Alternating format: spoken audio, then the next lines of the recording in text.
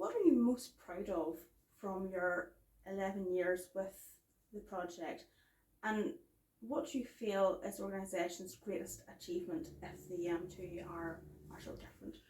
Well, I mean, I suppose what I'm proudest of in my own, for myself, was developing models of education that were based in feminist perspectives, and that were accessible and based on dialogue and conversation.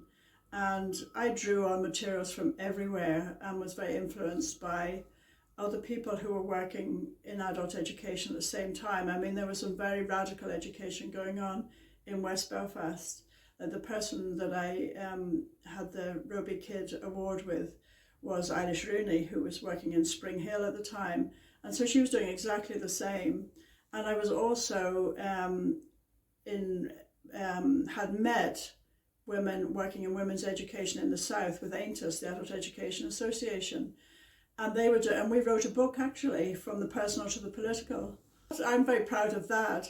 And that was done in collaboration with women in the South.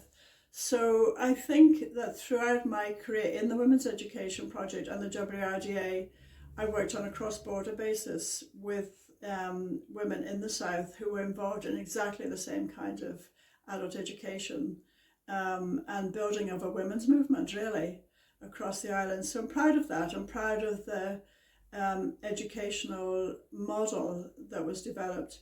And I went on, when I left in 1994, I did a PhD to reflect on women's education, to see if it would, to try and ask the question, did it lead to social change?